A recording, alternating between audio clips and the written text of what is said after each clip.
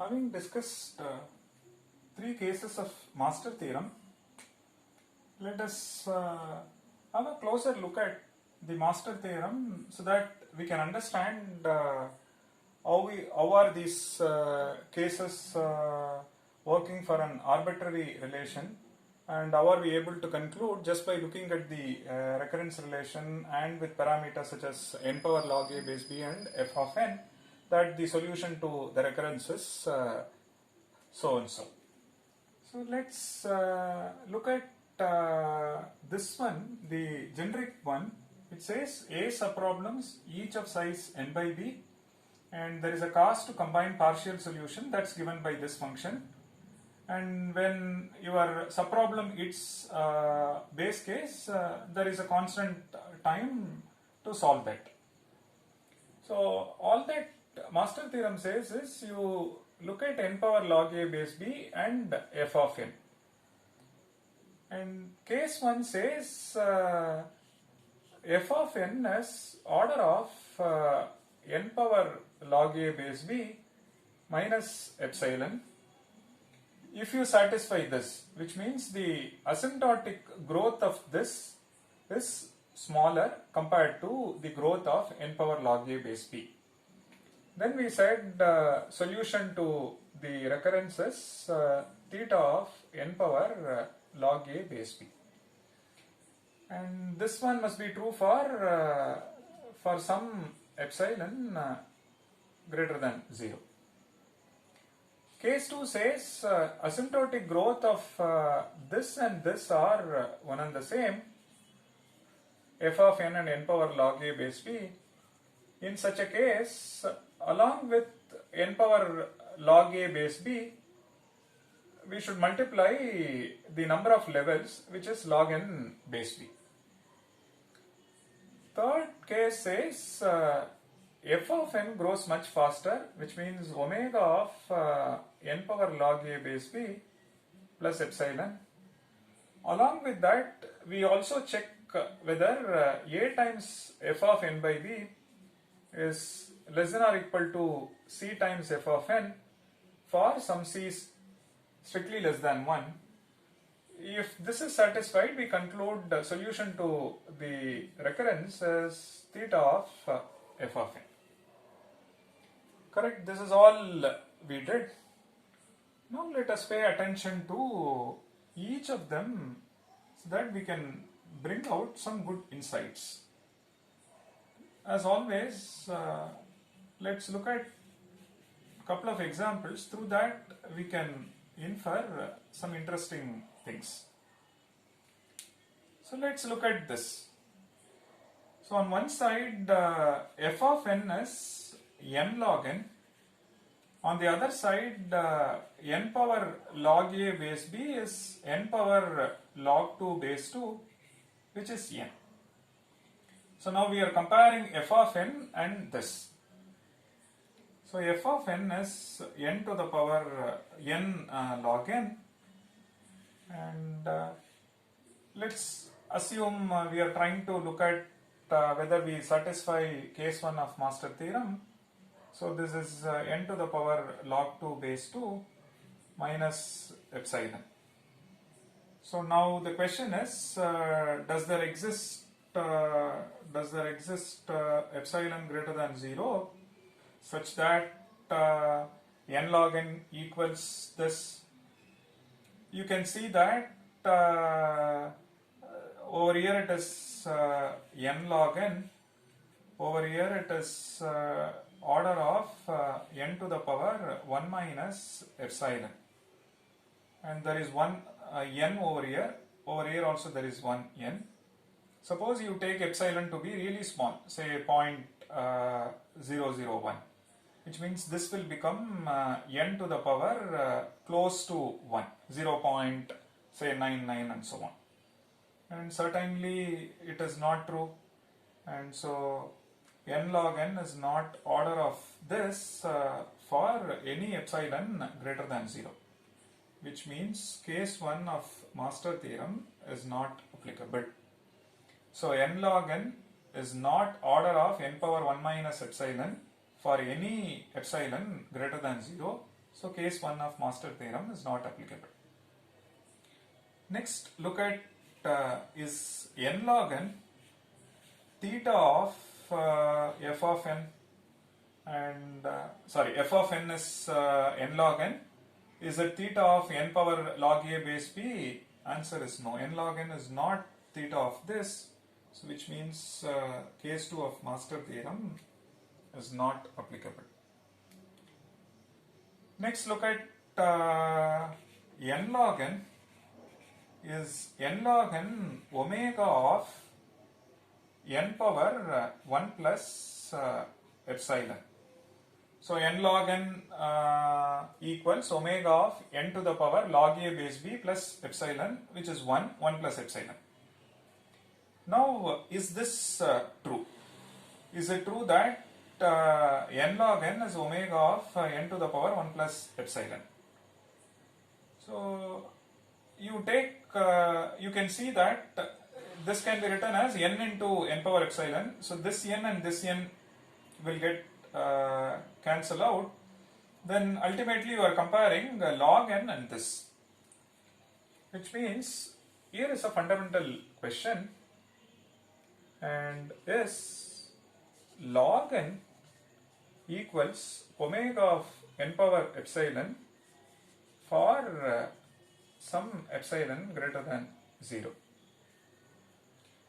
This is logarithmic growth, this is polynomial growth. So however small the epsilon is, you can always find one n naught such that this grows much faster than this one. I repeat, however small epsilon is, you can always find one n naught such that n power epsilon grows much faster than log n, which means this is false. For example, you say epsilon is say 0.01. Now you claim that if epsilon is 0.01, then log n equals this. Now I am refuting that argument. Say take n naught to be say 2 power say 1000. Okay, let's take a really large value, say 2 power 1000. Let's look at this value. So log base 2 to the power 1000. So the value is 1000 on this side. And let's look at this part, n power epsilon, and n power epsilon is 2 power 1000 to the power 0.01.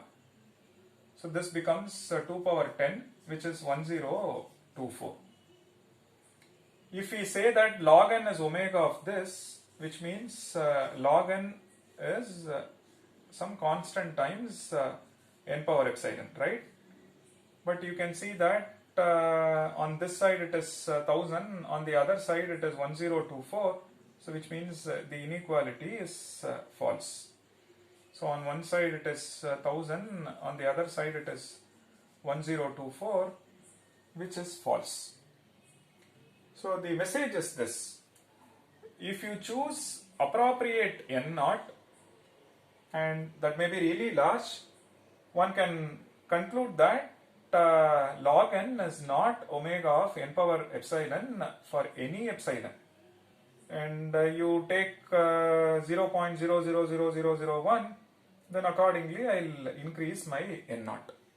So you can always find one n naught beyond which you see that n power epsilon grows much faster than log n.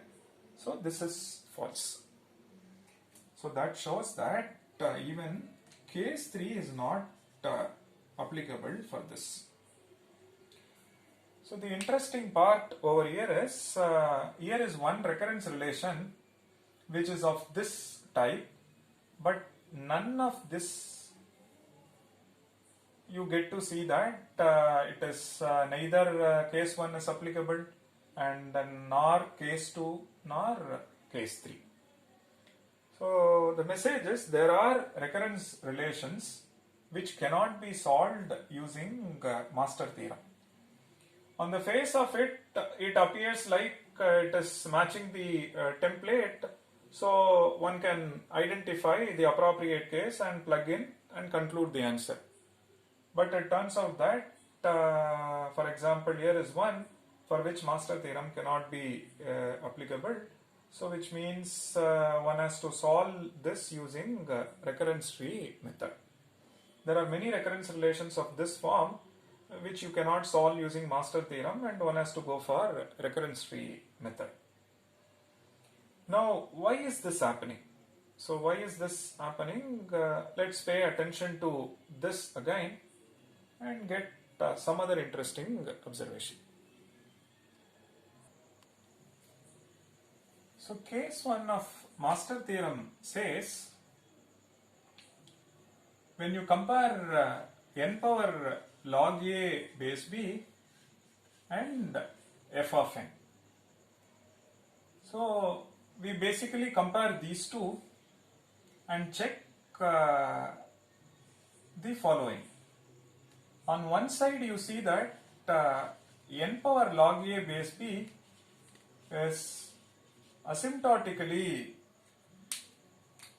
faster than f of n. Not just that, f of n is asymptotically slower, that is also there. F of n is asymptotically slower. Most importantly, for example, when we looked at t of n is equal to 3t n by 2 plus say n.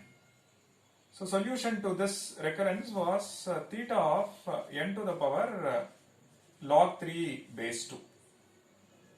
So which means you look at the ratio n power log a base b divided by f of n.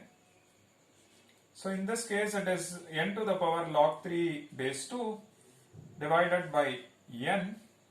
So we get, suppose it is 1.5, we get n power 0.5.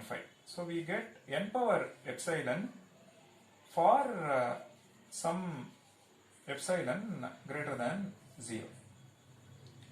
So put it in other words, when we divide this ratio, we should get omega of n power epsilon. Correct? So what is this saying? This is saying that n power log a base b is not just asymptotically faster and so on, it is polynomially larger than, it is n power 1.5, this is n. So if it is n square and n, this is linear and this is quadratic. Now it is n power 1.5 and n, so which means this one is polynomially larger by how much amount? By this much amount, n power 0.5. It is polynomially larger than n, and by, in this case, in general f of n, by how much? By n power epsilon amount. Formally, you look at the ratio n power log a base b by f of n, and the ratio should give me omega of n power epsilon for some epsilon greater than 0. If that's the case, then we are satisfying the case 1 of master theorem. It is not just asymptotically faster or asymptotically slower, it is also the case that it is polynomially larger than f of n by n power epsilon. So case 2 is, it is same, and both asymptotic and polynomial, you see that growth of f of n and n power log a base b are one and the same. What is case 3 saying? Case 3 is just other way. Look at the ratio f of n divided by n power log a base b. On division, I should get omega of n power epsilon for some epsilon greater than 0. That means you see that f of n is asymptotically larger, polynomially larger than n power log a base b by how much amount? By n power epsilon amount. So just focusing on asymptotic sense alone is not sufficient. One has to see that it is polynomially larger as well. Why am I stressing on this?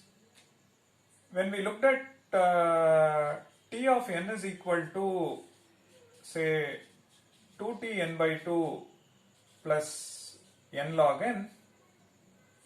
So f of n is n log n and n power log a base b is, in this case, it is n. So please note, in asymptotic sense, if you see, these two are comparable. N is order of n log n and n log n is omega of n. In asymptotic sense, they are comparable, but not in polynomial sense. So they are comparable in asymptotic sense, but if you look at n and n log n is not omega of, so we are comparing n log n and n, and you see that one cannot compare them in polynomial sense. So in polynomial sense, if we see, n log n is not omega of n power 1 plus epsilon. Similarly, it is not omega of n to the power 1 minus epsilon. And because case 1 says check whether this is satisfied, case 3 says whether this one is satisfied. But of course there is a factor n, but if you take out that, you are only comparing log n and n power epsilon, which we have seen that log n is not omega of n power epsilon for any epsilon. So that shows that although they are comparable in asymptotic sense, I should not, for example, f of n is omega of n power log a base b. So by comparing asymptotic sense, I should not say I am falling into case 3 of master theorem, but one has to pay attention to this epsilon. It is that actually brings the polynomial comparison between f of n and n power log a base b. And with that we see that in asymptotic sense they are comparable, and but they are not comparable in poly sense, not comparable in terms of polynomial growth, they are not. So when you are given a recurrence, please pay attention to not just the asymptotic comparison, and the most important part is polynomial comparison. Fine, so that's the interesting part of master theorem. So there are recurrence relations for which master theorem cannot be applied. Why? We have given the reason.